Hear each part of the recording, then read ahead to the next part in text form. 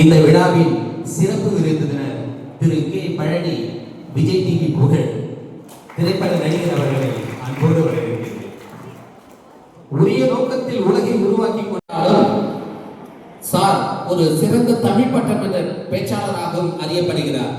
பல்வேறு பட்டிமன்றங்களில் கலந்து கொண்டு வெற்றி கொடி நாட்டியுள்ளார்.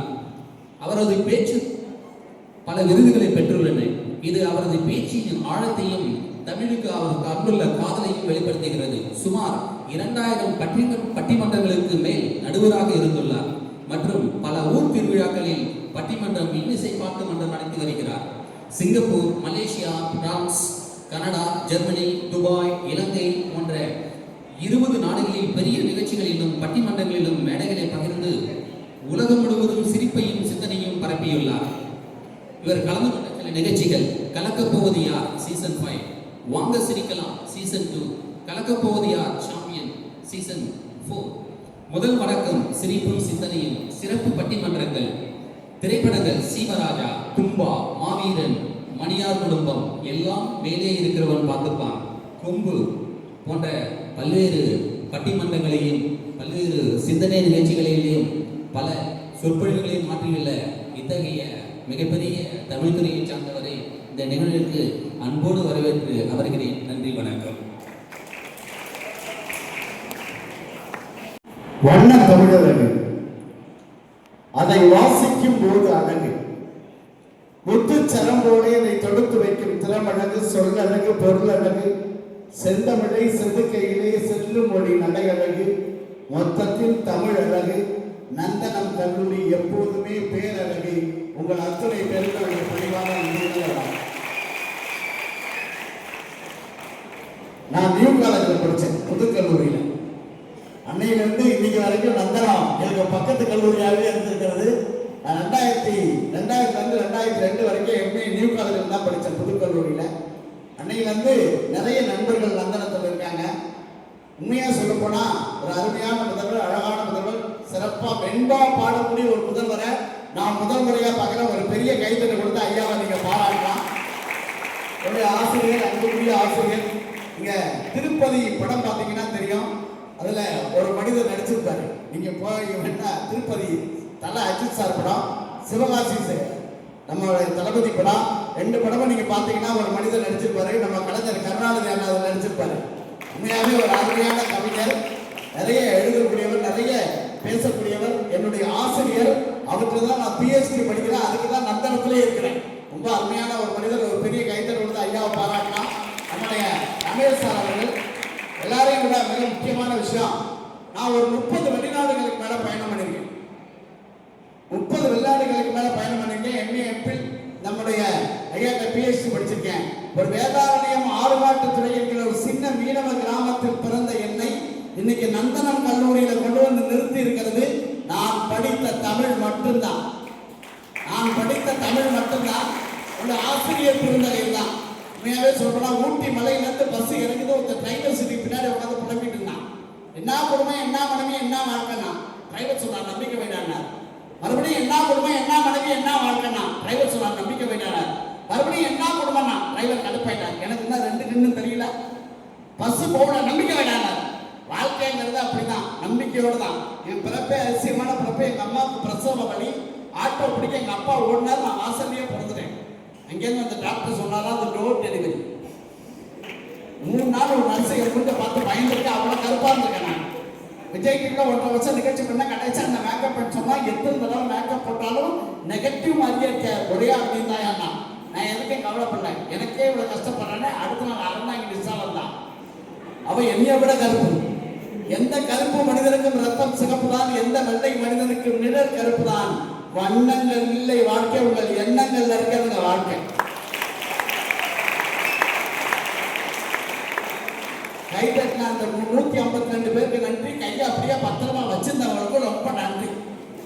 வாழ்க்கையில ஒரு மனுஷன் உலகத்திலே மிக அண்ணன் சொன்ன மாதிரி வாழ்க்கையிலே மிக முக்கியமான விஷயம் தெரியுமா? உப்பு இல்லாம கூட இருந்தெல்லாம் நல்ல நட்பு இல்லாம இருக்கவே முடியாது.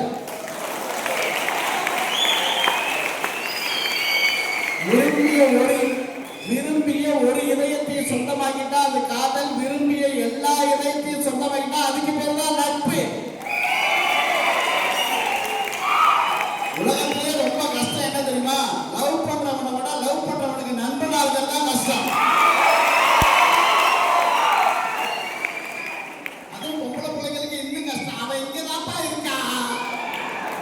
என் கூட தான் இருக்கான் அப்படின்னு பொய்யா சொல்லிட்டே இருக்கணும் உலகத்துல இல்லைங்களா. அப்ப வாழ்க்கைங்கிறது ஒன்சுமை கேட்குறது உலகத்திலேயே எதுக்கு ஒன்சுமை கேட்குறாங்க பாருங்க.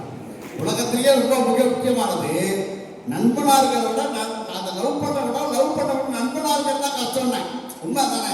இங்க யோசிச்சு பாருங்க, வாழ்க்கையில் நிறைய பெரிய பிரச்சனை இருக்குங்களா, எல்லார்கிட்டையும் இந்த செல்போன் வந்துருச்சு இல்லையா. இப்போ பண்ணு இல்லாத மனுஷன் கூட இருக்கா, செல் இல்லாத மனுஷன் கிடையாது. அதுவும் உண்மையா சொல்லப்போனா வாழ்க்கையில் நிறைய பெரிய பிரச்சனை தான்.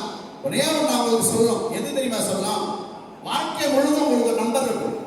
நீங்க ஃபர்ஸ்ட் ஹாஸ்பிட்டல்ல பிறந்தவங்களும் ஒரு நம்பர் இருக்கும் இல்லையா. ஒரு காலேஜ் ஸ்கூல்ல சேர்ந்தா ஒரு நம்பர் இருக்கும், ரோல் நம்பர். 10th எழுதும்போது பப்ளிக்ல ஒரு நம்பர் கொடுப்பான், +2 போய் எழுதும்போது ஒரு நம்பர் கொடுப்பான். நீங்க வாழ்க்கை முழுதான ஒரு விமானத்துல பயணம் பண்ணா ஒரு நம்பர் கொடுப்பான், பஸ்ல பயணம் பண்ணா ஒரு நம்பர், சீட் நம்பர் அப்படின்னு இருக்கும். வாழ்க்கை முழுதும் நீ டெத் வரைக்குமே ஒரு நம்பர் வந்துகிட்டே இருக்கும் பின்னாடி. நீ ரோல் நம்பர், அந்த நம்பர், இந்த நம்பர் வந்துகிட்டே இருக்கும். ரேஷன் கார்டு ஒரு நம்பர் இருக்கும், ஆதார் கார்டு ஒரு நம்பர் இருக்கும். நீ எப்ப மெம்பரா மாறுவ தெரியுமா, இந்த நம்பரை எல்லாம் தாண்டி அப்துல் கலாம் சாரு, வைரமுத்து சாரு, ஒவ்வொருத்தருக்கும் ஒவ்வொரு வடிவம் இருக்கு இல்லையா. ஒரு பேர் நம்பரா இருக்கிற நீ வாழ்க்கையில என்னைக்கு மெம்பரா மாறுறையோ அப்பதான் இந்த சமுதாயம் உன்னை திரும்பி பார்க்கும். அது வரைக்கும் திரும்பி பார்க்கவே பார்க்காது. உலகத்திலேயே ரொம்ப கஷ்டம் எழுதிருக்கீங்களா.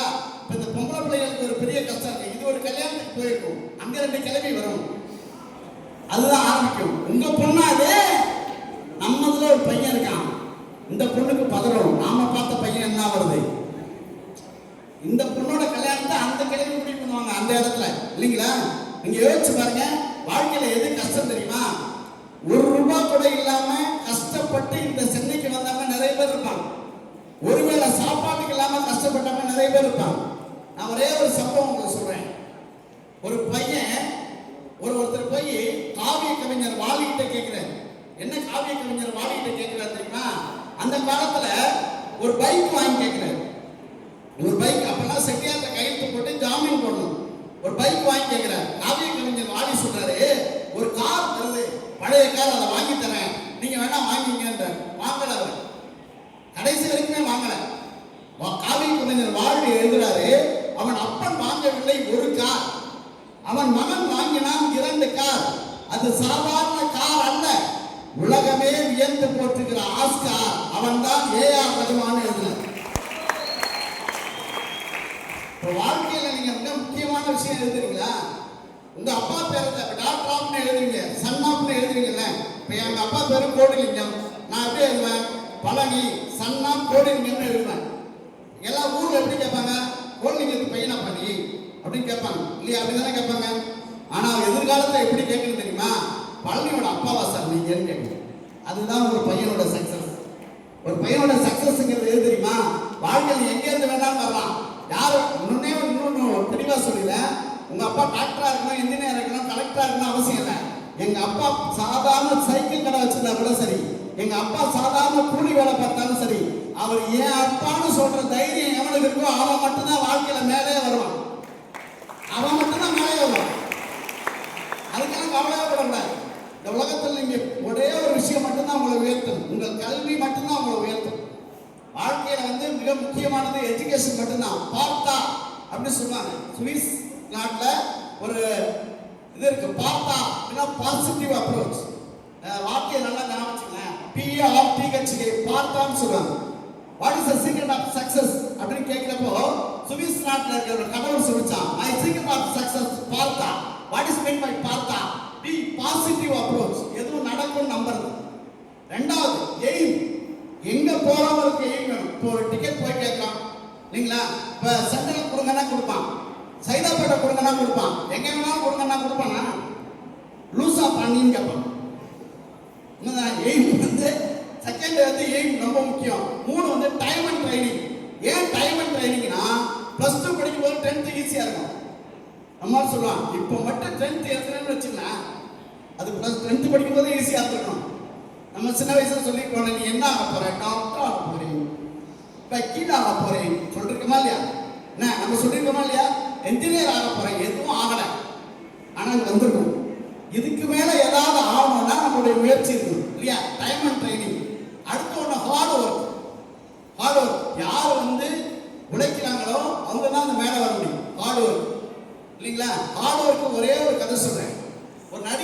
கல்யாணம் எங்க தெரியுமா?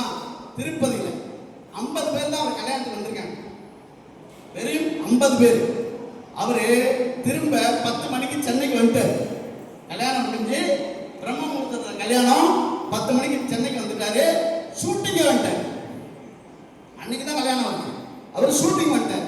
ஷூட்டிங் வந்தோடனே அவருக்கு ஒரு டைரக்டர் இருந்திருப்பார்ல, அந்த டைரக்டர் வரல, ஒரு அசோசியேட்ஸ் கூப்பிடுறாரு. அந்த நடிகர் வந்து கல்யாணம் முடிஞ்சு வந்துட்டாரு, இப்போ என்ன பண்ணலாம்? அந்த டைரக்டர் எவ்வளோ பெரிய பாருங்க. வந்ததை வந்துட்டா 2 ஷாட் வச்சு 1 மணிக்கு பேக்கப் பண்ணி அனுப்பிவிடு.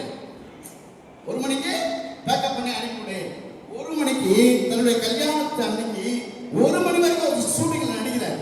நடிச்சிட்டு பரவாயில்ல, ஒரு சீன் ரொம்ப நேரம் போகுது, பரவாயில்ல சார், நான் 2:30க்கு முடிஞ்சா கூட பரவாயில்ல, நான் இருக்கேன்னு சொல்லி 2:30க்கு அந்த சீன் முடியல, 3 மணிக்கு தான் அந்த சீன் முடியுது.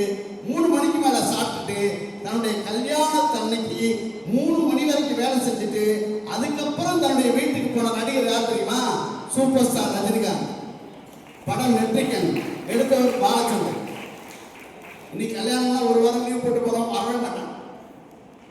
ஹார்ட் ஒர்க் அதான் இல்லைங்களா? PAR வரைக்கும் சொன்னா ரெஸ்ட்ரிக்ஷன், தடை. 2 ஆறுக்கு ஒரு தண்ணி ஓடுதுன்னு வச்சுங்களேன், 2 கரைக்கு நடுவில் ஓடுனாதான் அதுக்கு பேர் ஆறு. இப்ப பாத்தீங்களா, ஒரு சோசியல் மீடியாவில் ஒன்று வந்திருக்கியா, கூமாப்பட்டிக்கு வாங்க, ஓட்டுக்கான ஓட்டேன், கூமாப்பட்டிக்கு வாங்க, தண்ணி என்ன கல்யாணம் லவ் பையன் வாங்கண்டான், நம்ம பைக் எடுத்து பறந்துட்டாங்க இங்க, புரியுதுங்களா? 2 நாள் பேப்பர் சொல்லிட்டான் ஒரு ஊருக்கு. என்ன அப்புறம் போய் பார்த்தா அதுக்கு குளிக்கவே கூடாதுன்ட்டாங்க. அப்ப அவனுமே குளிக்க கூடாதுன்ட்டாங்க இல்லையா? ஸோ ரொம்ப மிக முக்கியமானது ஹார்ட் ஒர்க்கு. அதை விட மிக முக்கியமானது PAR ரெஸ்ட்ரிக்ஷன், வாழ்க்கையில் நமக்கு நாமே ஏற்படுத்துகிற தடை. அது ரொம்ப முக்கியம். ஏன்னா நமக்கான ஒழுக்கம் இருக்கணும். அடுத்தது ரொம்ப மிக முக்கியமானது PARTH, ஹார்ட் ஒர்க்கு. கடைசி A, ஆக்டிவிட்டி, ஒழுக்கம். ஒரே ஒன்று சொல்றேன், பண்பு தவறிட்டானா அவனை தூக்குல கூட போடும் இந்த சமூகம். படிக்கலைங்கிறதுக்காக தூக்கு கிடையாது, நீ படிக்கலைங்கிறதுக்காக சட்டம் கிடையாது. ஆனா பண்பு தவறிட்ட, உன் கேரக்டரைசேஷன் தப்புன்னா என்ன பண்ணோம்? எவ்வளவு பெரிய நடிகராக இருந்தாலும் கைது செய்யப்படுவார். போதை வஸ்தை யூஸ் பண்ணா எவ்வளவு பெரிய நடிகராக இருந்தாலும் உள்ள வைக்கப்படுவார். அடுத்த செகண்ட் நடமாது, ஒரே நாள் நடக்கும். எவ்வளவு பெரிய ஆளா இருந்தாலும் என்ன பண்ணுவாங்க? உன் புகழ் ஒரு நாள் அடைஞ்சு போயிடும். So the characterization that is important.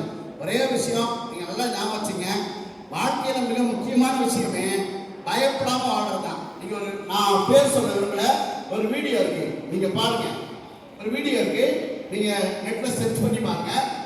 அதுல ஒருத்தர் பேசுறாரு, பட்டையெல்லாம் போட்டுருங்க. ஒருத்தர் பேசுறாரு, என்ன பேசுறாரு தெரியுமா? உங்க அப்பா படிச்சானாடா, உங்க அப்பா போய் வேலை கேட்டானா யாத்தியாவது? உங்க அப்பா போய் வேலை கேட்டானா யாத்தியாவது? அந்த காலத்துல வண்ணம் புள்ள வண்ணம் தான், தச்சம் புள்ள தச்சம் தான், சாதாரண குடும்பத்து பிள்ளை சாதாரணமானவர்கள் தான். அவங்க எல்லாம் படிக்கிறதுக்கு தான் சட்டம் இருக்கு அப்படின்னு ஒருத்தர் பேசியிருக்காரு. இந்த நவீன யுகத்துல பேசியிருக்காரு. அந்த வீடியோ வைரலா இருக்கு, நிறைய பேர் பார்த்துட்டு இருக்காங்க. சாதாரண மனிதர்களும் உலகத்தில் சாதனை படைக்கலாம் என்பதற்கு மட்டும்தான் கல்வி, அதற்கு மட்டும்தான் கல்வி. உன்னை யாரும் உனக்கே உணர வைப்பது மட்டும்தான் கல்வி. அது இல்லைன்னா வாழ்க்கையில மிக முக்கியமானது. எனக்கான மரியாதை, எங்க அப்பாவுக்கான மரியாதையை நான் தேடி தருவதுதான் கல்வி, இல்லைங்களா? அப்ப இந்த உலகத்துல சாதாரண இப்ப நீங்க பாருங்க, கிழாவனம்னு ஒரு ஊரு, 3 பொண்ணு, ராணிப்பேட்டை மாவட்டத்துல, ஆட்டோ ஓட்டுனர் அப்பா, அப்பா பேர் வெங்கடேசன், 3 பிள்ளைங்க, பொம்பளை பிள்ளைங்க, 3 பேரும் ஒரே நாள்ல தமிழ்நாடு காவல்துறையில ஜாயின் பண்ணிருக்கு. ஒரே நாள் முதலமைச்சர் போன் பண்ணி அவங்களுக்கு வாழ்த்து தெரிவிச்சிருக்காரு. ஒரு பெரிய கைத்தறி கொடுக்கலாம் அந்த பிள்ளைங்களுக்கு. இன்னைக்கு ஒரு விஷயம் வருது பாருங்க. செட்டியப்பட்டின்னு ஒரு ஊரு, காரைக்குடி பக்கத்துல, 2000 உங்களுக்கு எல்லாம் கொரோனா வந்தது தெரியும் இல்லையா? கொரோனா பெரிய கொடுமையான வியாதி. அந்த கொரோனாவில் நாக்கு அறுத்துக்கிட்டு இருந்த ஒரு பொண்ணு படிச்சு என்ன பண்ணிருக்காங்க? அவங்க 4 பொண்ணுங்க, அவங்களுக்கு 3வது பொண்ணு, அந்த பொண்ணு பேரு, அந்த பொண்ணை படிச்சு இன்னைக்கு IPS தேர்வில் பாஸ் ஆகி DSP-யா மாறிருக்காங்க. DSP-யா வந்திருக்காங்க. பாவாடியா அப்படிங்கிற ஒரு பொண்ணு. இப்போ நீங்க எல்லாம் பாருங்க, வாழ்க்கையில சாதனை படைக்கிற இந்த மயிலாடுதுறையில லலிதா குமாரின்னு ஒரு அம்மா, பதவியேற்கும் போது கலெக்டரேட்ல அந்த ஆர்டிஓ கூப்பிட்டு சொல்றாங்க, ஜஸ்ட் 5 minutes வெயிட் சார்ன்றாங்க. அவங்க கேட்குறாங்க, ஏன் வெயிட் பண்ணோம்? என் அப்பா வந்துட்டு இருக்காரு, என் அப்பா ஒரு விவசாயி, அவர் முன்னால் பதவி பிரமாணம் ஏற்றுக்கொள்வதில் தான் நான் பெருமையாக நினைக்கிறேன். இன்னைக்கு நடக்குது. இதே நந்தனத்துல, இதே பச்சையப்பாஸ்ல, இதே சாதாரண கல்லூரியில் படித்த மனிதர்கள் பல பேர் IAS இருக்காங்க, IPS இருக்காங்க, போலீஸ் ட்ரைனிங்ல இருக்காங்க, பெரிய லெவல்ல போஸ்டிங்ல இருக்காங்கன்னா சாதாரண பிள்ளைகள் படிப்பதற்காக கட்டப்பட்ட கல்லூரி தான் நந்தனம் கல்லூரி. வாழ்க்கையில் அதான் மிக முக்கியமான விஷயம். ஏழை எளிய மனிதர்களுக்கான கல்லூரி. யார் வேணாலும் எங்க வேணாலும் மேல வரலாம் அப்படின்னு நம்பிக்கை ஊட்டுகிற கல்லூரி. அதான் வாழ்க்கையில் மிக முக்கியமானது. மிக முக்கியமானது எதுனா அதை சார்ந்து நீ வாழ்க்கையில முன்னேறணும். ஒரு திரைப்படத்துறையிலே நான் இருக்கிறேன். யோசிச்சு பாருங்க, ஒரே நாள்ல திரைப்படத்துறையில மேல வந்த முடியுமா? எவ்வளவு பேர் போராடுறாங்க. ராத்திரி 6 மணி இல்ல 6 to 6 தான் எல்லா வேலையும். திரைப்படத்துறைக்கு வந்து பாருங்க, ராத்திரி 3 மணி கூட கட் சொல்ல மாட்டான். உள்ள வந்து பாருங்க, பேருக்கு விருப்பத்துறோம், கேமரா எங்க வச்சிருக்கான், ஓடுறாமா ராத்திரி 3 மணிக்கு. நீ ஓடித்தான் ஆகணும். எல்லா நடிகர்களும் அவ்வளோ கஷ்டப்பட்டு தான் காசு வாங்குறான். வெளில இருந்து பார்க்கும்போது தெரியாது, உள்ள வந்தாதான் தெரியும். ஒரு ஸ்கிரிப்ட் உட்காந்து மண்டே உடைச்சுக்கிறான் அவன். அதெல்லாம் எல்லாத்துலேயுமே கஷ்டம். இப்போ கஷ்டங்கிறது பொதுவான. அதனால எப்பவுமே நீங்க என்ன பண்ணுன்னா, வாழ்க்கையில சாதித்தவர்களை பாருங்க, எவ்வளவு கஷ்டப்பட்டிருக்காங்கன்னு பாருங்க. இப்போ வாழ்க்கை அதுதான் உங்களுக்கு கற்றுக் கொடுக்குமே தவிர ஒரே சாதாரணமா ஜாலியா இருந்தோம், எப்பயுமே ஜாலியா இருப்போம் அப்படிங்கிறது வாழ்க்கையில என்னைக்குமே பயன் தராது. ஒரு விஷயம் சொல்லி இறங்கி செய்கிறேன், அதுதான் வாழ்க்கைக்கு மிக முக்கியமானது.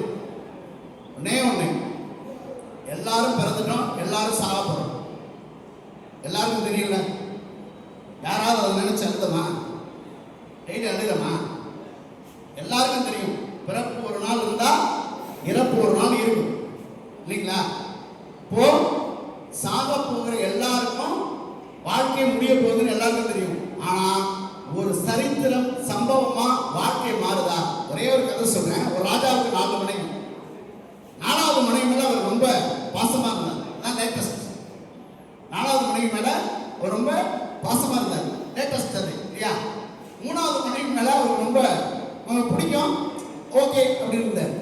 2வது மனைவியே அவருக்கு ஓகே, அதை விட பரவாயில்ல.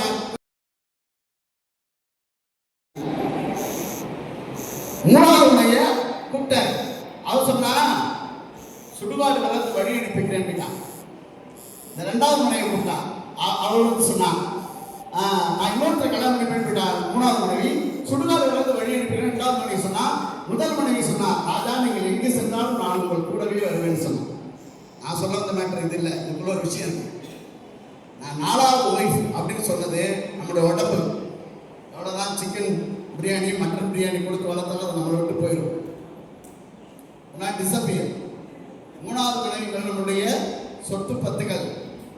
நம்ம பிள்ளைகள்கிட்ட கொடுத்தாலும், நம்ம அம்மா அப்பா நமக்கு என்ன கொடுத்தாலும் அது ஒரு நாள் அழிஞ்சு போயிடும்.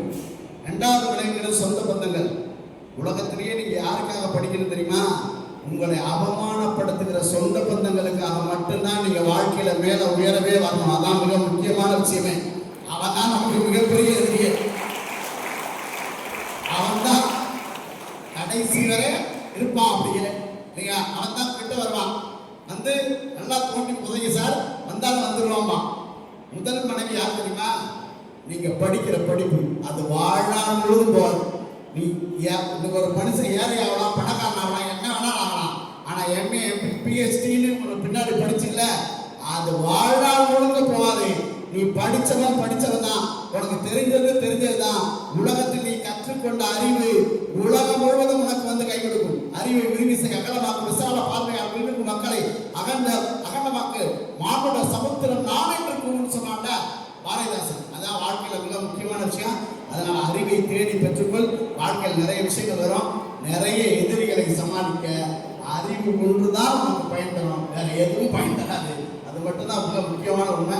ரொம்ப அழகா சொல்லுவாங்க தமிழ் அறிஞர்கள், நான் இறந்து கிடந்தேன், என் அருகில் 2 பேர் பேசிக் கொண்டிருந்தார்கள், நான் எழுந்து உட்கார்ந்தேன், அவர்கள் பேசி என் தாய்மொழின்னு சொன்னார். ரசப்பன் சொல்லுவாங்க, தாய்மொழிக்கு மட்டும்தான் அவ்வளவு சிறப்பு இருக்கு. உலகத்தில் எத்தனை மொழி கற்றுக்கிட்டாலும் அது மொழி அப்படிங்கிற எண்ணமும் திமிரும் இருக்கிறவன் தான் வாழ்க்கையில் முன்னேற முடியும். நன்றி.